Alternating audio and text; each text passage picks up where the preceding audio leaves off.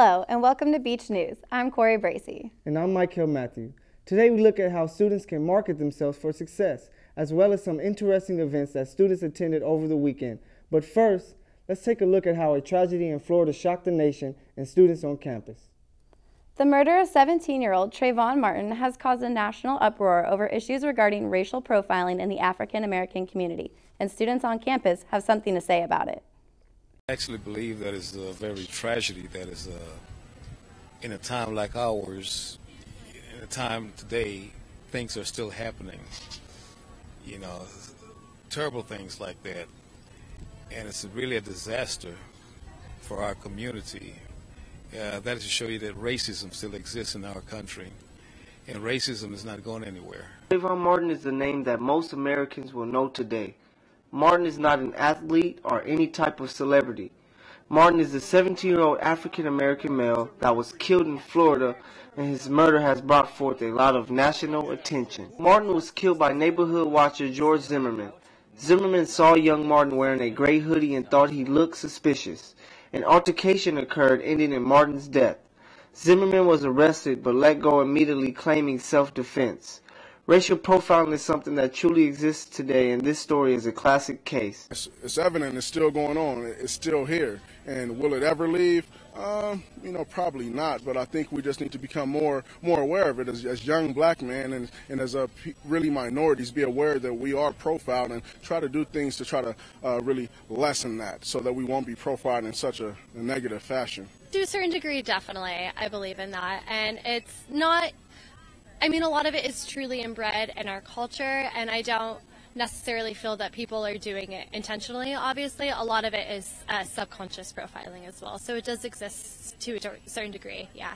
More details of Martin's murder will be known in the upcoming weeks. Reporting for Beach News, Mike. With such a large population of students learning English as a second language, we meet one student who tells us about his struggles. Karen Lopez tells us more. Oh, how I became interested in baseball? Yeah. Ever since I was a kid, After only 4 years since he came to the United States from Japan, Kohei Kamada continues to practice English with the ESL program offered at the Learning Assistance Center. Practicing at the Conversation Lab, Kamada says learning English as a second language has been tough. Japanese language and English language, it's completely the opposite in terms of grammar, and also pronunciation is so different. Although going from one language to another may not be an easy transition, the Conversation Lab allows students to express themselves in a non-classroom setting. So how's your batting doing? Oh. don't ask me. Only 100. Only 100? Yeah.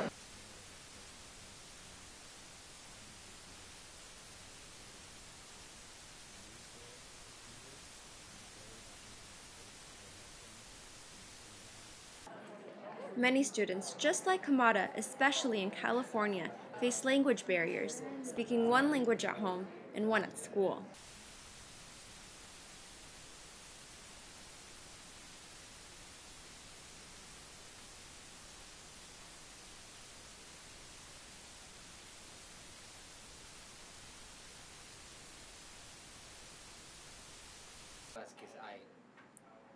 ESL students not only receive extra help with their English in preparation for their writing proficiency exam, but they also gain much more. And some of them, they do say that they come here to find friends and to make friends. Since I joined this program, Conversation Lab, I made friends, like the seesaw or like the tutor. So they asked me to have fun. The added stress of learning a new language can be difficult, but programs like this offer students help and an easier transition. On campus, Karen Lopez, Beach News. Thanks, Karen. The results of the ASI runoff election are in. New President John Haberstroh and Vice President John Bolin have said they want to be ready with plans for the students by the first day of next semester. Both Haberstroh and Bolin won over 50% of the vote. They will take office together the start of fall of 2012. Now, Let's take a look at how students can get a leg up on the competition in the job market by gaining experience through internships. Kristen Strange has more. As summer rolls around, many students are looking to secure a summer internship in their field. 70% of college students are interning. That's a huge number, and you can't be the student that goes in for that job interview post-graduation and doesn't get the job because you didn't have the experience. The Career Development Center offers many services to help students prepare and find internships. That is really the first step to trying to apply to an internship, is to get that resume started. So we recommend that you do come in, bring in a draft of your resume, and we'll critique it for you on our drop-in services. Getting your resume and cover letter reviewed before sending it out can improve your chances of getting an interview. What we might think a minor mistake, which might be a typo, but just one typo will, eliminate you from getting an interview, because it really shows poor attention to detail. For students, an internship can be a great opportunity to network and find the field you're interested in. I'm actually looking at summer internships right now, and to get into the field I'm trying to get into, it starts off as internships usually. So. It's a great benefit to me because now I know I don't want to do that at all. Internships can be a great place to get the experience you need for a job after graduation, and most companies don't require experience in the field you're applying. Well, number one, they like to see some kind of work history to just get a sense of what kind of basic, what we call soft skills you have. Because every employer is looking for someone who has strong communication skills, the ability to be part of a team, the ability to analyze maybe situations or problem solve. Keep an open mind when applying to internships, and don't stop applying until you've found one. Apply for 10 other companies so you make sure that you're focused and you're not going to end up without an internship. After you have secured an internship, every day is an opportunity to network. Don't put so much pressure on that specific opportunity turning into a full-time job. The idea is to network and connect with so many different people that when you graduate, you can tap into their personal and professional networks and hope that somebody they know is hiring. No matter what field you're interested in, an internship can be a great place to start gaining the contacts and experience needed for a job after graduation. From Brotman Hall, Kristen Strange, Beach News. And now we have a special report with Kristen Leon. She is with journalism professor Daniel Paskin to see how social networks such as Facebook and Twitter can help you market yourself for future employers. Establishing online relationships and communication are not the only tools that Facebook, Twitter, and LinkedIn are used for, but also to market yourself to future employers. Hi, and I'm here with journalism professor Danny Paskin, who not only teaches courses on online journalism, but is also a mentor to many students here at Cal State Long Beach. Now, Danny, as a senior on the brink of graduation, what advice can you tell me in terms of preparing my Facebook and Twitter for possible job opportunities and marketing myself? So students actually have to do two different things when it comes to those social media presence, which might sound a little bit opposite, but they actually make sense together, which is first they need to make sure they do have a presence. Because nowadays for employers it's extremely important for you to show that you can use Facebook, you can use Twitter, you can use LinkedIn properly, but at the same time they need to make sure they show that they can use it properly. As in, they need to clean up any things that might not be appropriate for employers to see. They need to make sure that all the comments that they have are comments that are professional comments, that they can use those for actual promotion, for self-promotion, not just for fun or the same things you do for college.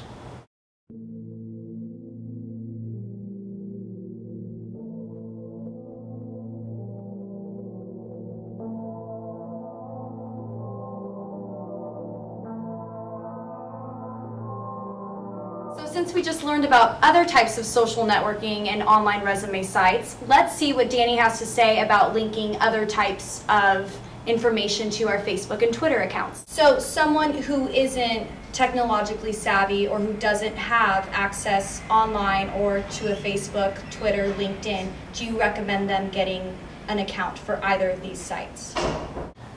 LinkedIn is, you might want to think about it as a form of an online resume or online portfolio where you can list to people where you went to school, what kind of jobs you had. So it's a pumped up new generation resume.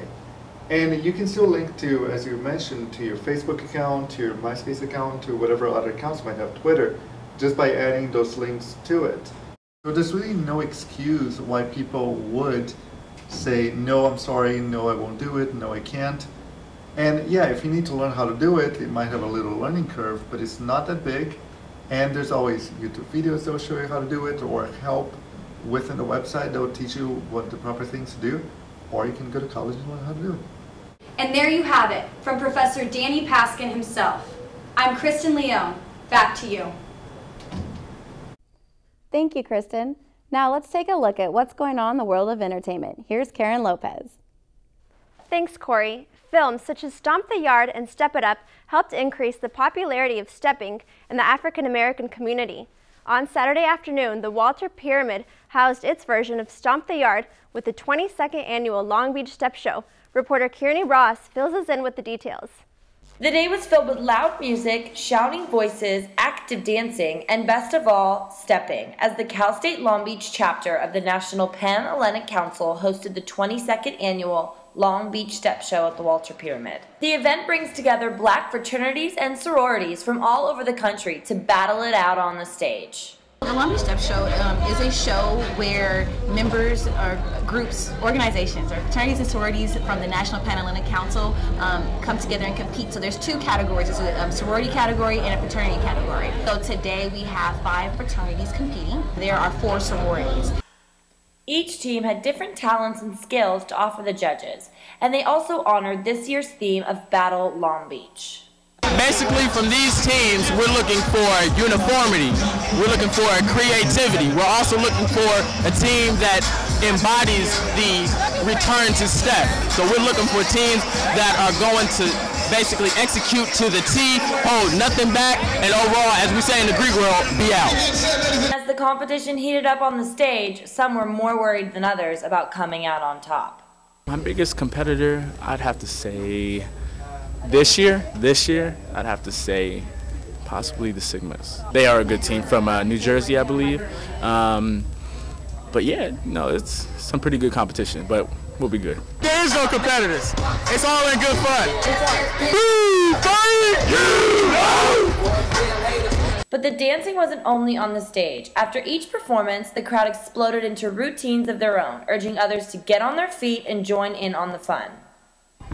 It was the largest step show in Southern California history, bringing schools all the way from the East Coast to compete. But it was Long Beach's own Iota Phi Theta who won the $3,000 grand prize. Reporting at the Pyramid, Kearney Ross, Beach News. Now Cori Bracey has a look at what the Greek system has been up to here at CSULB. Thursday night, the Greek system at California State University Long Beach came together for their annual Greek Sing competition.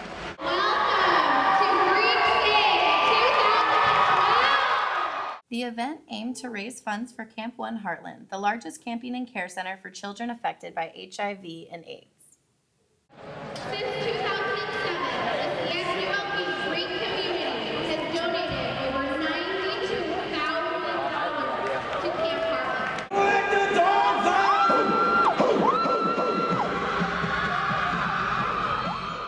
By hosting a competitive talent show where each fraternity and sorority is paired up and given the challenge to wow judges with an elaborate dance group number to a specific theme, the Greeks were able to promote the event beforehand in hopes of being crowned the next Greek Sing champs.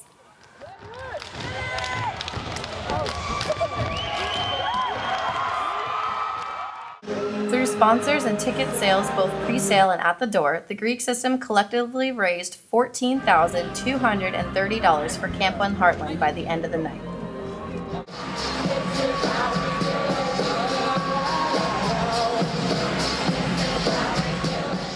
Win or lose, everyone had a reason to smile, knowing their hard work and efforts paid off for an important and meaningful cause. No shocker here, The Hunger Games wins the box office over the weekend. It surpassed the $300 million milestone. The film is even more popular than Twilight. This makes it the 3rd consecutive weekend that The Hunger Games has claimed the #1 position, beating Titanic 3D. That's it for this week's entertainment. Back to you. Thank you, Karen. Now let's turn to Sarah Valenti with this week's sports. Thank you, Mykell. New this year to Cal State Long Beach is a women's rugby team, and these ladies came up with an interesting way to raise awareness for their club. The CSULB women's rugby team played a game against their big sister team, Belmont Shore, but this game had a little twist. So today we're playing prom dress rugby. It's a sort of classic publicity stunt in women's rugby. You get both teams in prom dresses. It's ridiculous. It's impossible to tell who's on what team. Everybody's dresses get ripped off eventually. It's basically a big publicity stunt in order to get attention, drum up awareness, get people aware that we have women's rugby on campus so that they get enthusiastic about it and they come out and support and come out and play. President of the club, Nicole Herman, expressed how shopping for the dresses at Goodwill was a great team bonding experience. Well, we kind of decided that we wanted to get together with our big sister team, Belmont Shore, and we wanted to play against them, but we wanted it to be a more fun event. And so we decided to wear prom dresses out here. And it's actually a lot of fun because we all got to bond last night going shopping for them, and it's been a really fun experience. Even the referee dressed up for the game. Yes, I figure we all in prom dresses and we all participated. It's just a fun day for the girls to get to know the senior level rugby and to experience the game playing. It was obvious, however, that the dresses would not survive the game without a little ripping and tearing. Yes, it's a little hot out here, and it's made of I think curtain fabric. So yes, I had to cut it, and it was a prom dress rugby game. It was just a lot of fun for the girls and to come out and tear their dresses apart. Rugby is a very physical sport, but there is a lot of respect for everyone on the field. What I enjoy about rugby is the traditional aspect of the game, the respect for people, sportsmanship, the respect for officials, the fact that it's a contact sport, but they're ladies and gentlemen playing the game, and it's a good camaraderie sport. Yes, I love it. It's fun. I love how the team bonding comes. I love the coaches, and then I just love teamwork. It's really fun. If you'd like to support the women's rugby team and help them purchase jerseys for next semester, they are hosting a spaghetti dinner fundraising event on Friday, April 20th at Avenue 3 on Palo Verde. 3 Long Beach State seniors get a chance to show off their talent for professional scouts. Casper Ware, TJ Robinson, and Larry Anderson are competing in the 59th annual Portsmouth Invitational in Virginia. It features the country's top 64 senior men's basketball players. The 4-day, 12-game tournament begins on April 11th, with the championship game taking place on the 14th. On Easter Sunday in Augusta, Bubba Watson became the 2012 Masters champion as he beat South African Louis Oosthuizen in the final round of the tournament. Watson won on the second hole of a playoff. Left-handers have now won 5 of the last 10 Masters. That's it for this week's sports. I'm Sarah Valenti. Back to you. Well, that's it for this week's Beach News. Thanks for tuning in and have a great day.